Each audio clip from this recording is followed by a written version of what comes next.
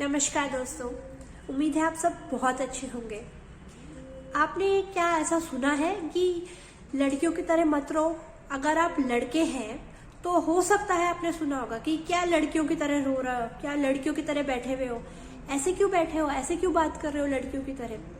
तो अगर आप लड़के हैं और आपने ये सेंटेंसेस, ये बातें कभी ना कभी अपनी लाइफ में सुनी है तो इस वीडियो को जरूर देखिएगा।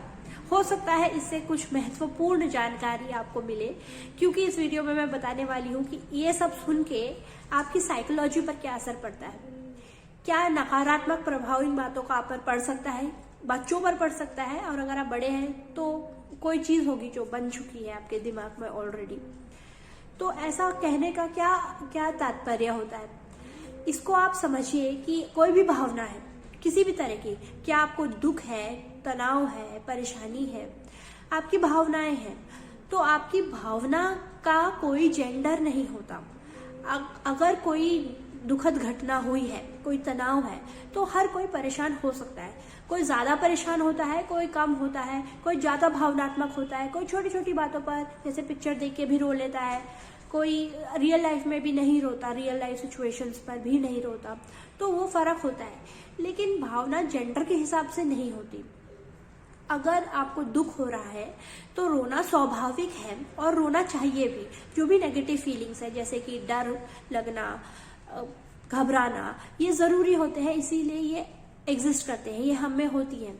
कोई भी फीलिंग्स पॉजिटिव या नेगेटिव, ओवरऑल सैडनेस फील करना हमारे लिए जरूरी है, इसीलिए वो एग्जिस्ट करता है, कोई भी इमोशन। तो अगर लड़के हैं, उनको अगर तनाव होता है तो वो अपने को रोते नहीं है, वो खुद को रोक देते हैं रोने से, अगर उन्हें रोना भी आ रहा हो तो। लड़के खासकर अपनी परेशानियों को अपने मन में ही रखते हैं, क्योंकि उन्हें बचपन से ही सिखाया जाता है कि तुम तो लड़के हो, तुम्हें ज्यादा स्ट्रांग बनना है। और स्ट्रांग का मतलब क्या है कि रोना नहीं है, अपनी परेशानी को, अपनी भावनाओं को व्यक्त नहीं करना। पर ऐसा बिल्कुल नहीं है दोस्तों। अगर आपको कोई भी परेशानी है, आप लड़के हैं, आप किसी चीज का समाधान नहीं ढूंढ पा रहे, आप परेशान हैं, तो आप उसको व्यक्त कर सकते हैं। जब आपकी नेगेटिव फीलिंग्स बाहर आ जाती है, आप रो जाते हैं, आप किसी से अपने दुख बांट लेते हैं, तो आपका माइंड नेगेटिव चीजों से खाली हो जाता है और फिर आप क्लैरिटी से सोच पाएंगे। नहीं तो आप इमोशनल होके, इम्पल्सिव होके कुछ भी निर्णय लेंगे और परेशान रहेंगे। लड़कों को आप अक्सर देखते होंगे, लड़के ज्यादातर केसेस जो आते हैं सब्सटेंस, ड्रग अब्यूज, इन सब की तरफ ज्यादा चले जाते हैं, क्योंकि जब वो हेल्दी कोपिंग नहीं कर पाते, अगर उनको कोई परेशानी होती है तो अल्कोहल, ड्रग्स, ये सब लेने लग जाते हैं। लड़कियां भी लेती हैं, पर ज्यादातर देखा जाता है कि मेल्स में ये चीजें ज्यादा पाई जाती हैं, क्योंकि वो अपनी बातों को वो रो नहीं सकते। लड़कियां रो जाती हैं और वो सोशली एक्सेप्टेबल होता है। अगर आप अपने घर में भी रोएंगे तो शायद हो सकता है कोई अजीब सा रिएक्शन दे, पर आप ये समझिए कि आपकी भावनाएं हैं, आपको पूरा हक है उन्हें व्यक्त करने का। आप किसी क्लोज वन से, खासकर कि जो टीनेजर्स हैं, अगर आपको कोई परेशानी है, कोई भी बात आपको परेशान करती है, तो आप अपने पेरेंट्स को बता सकते हैं, टीचर्स को बता सकते हैं, फ्रेंड्स को बता सकते हैं, या जो भी आपका कोई अपना है, अपनी बात को व्यक्त करिए। आपको कोई परेशानी है तो आप उसे जाहिर करिए।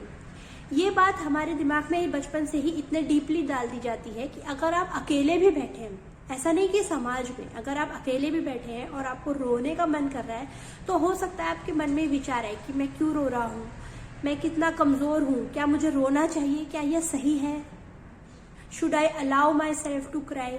ऐसा हम अकेले में भी सोचते हैं। और अगर बाई चांस कोई समाज में, क्या सपोज आप क्लासरूम में रो गए या क्लासरूम में आपने कोई अपनी कमजोरी बता दी, तो आपको गिल्ट फील होता है, फिर आपको बहुत एम्बैरेसिंग लगता है कि मैं आज पूरी क्लास के सामने रो गया, ये तो बहुत बेकार हो गया, मैं कमजोर हूँ, मैं स्ट्रांग नहीं हूँ। तो ऐसा बिल्कुल नहीं होता। अगर आपके साथ कुछ भी, कोई भी सिचुएशन होती है, तो आप वैसा ही नॉर्मल सा रिएक्शन देंगे जैसा कि सब देते हैं। दुख वाली सिचुएशन में कोई भी दुख जताएगा, रोएगा, तो आप इरेस्पेक्टिव ऑफ मेल और female, please express your self. आप अपने को व्यक्त कर सकते हैं जिस तरीके से आपको लग रहा है। तो कोई जेंडर की बात इमोशंस में नहीं होती, इमोशंस जेंडर के रूप में नहीं बटे हुए होते। तो उम्मीद है अगली बार से अगर कोई भी इमोशन आपके मन में आता है तो आप उसे व्यक्त करेंगे और हेल्दी वे में उसके साथ डील करेंगे, कोप करेंगे। आपको कोई भी अगर कोई सवाल है तो आप मुझे कमेंट सेक्शन में पूछ सकते हैं। अगर आपको मेरे वीडियोस अच्छे लगते हैं और आपको लगता है उनसे किसी की मदद हो सकती है तो प्लीज़ उसे शेयर ज़रूर करें, मेरे चैनल को सब्सक्राइब ज़रूर करें अगर आप नए हैं तो। And thank you, take care.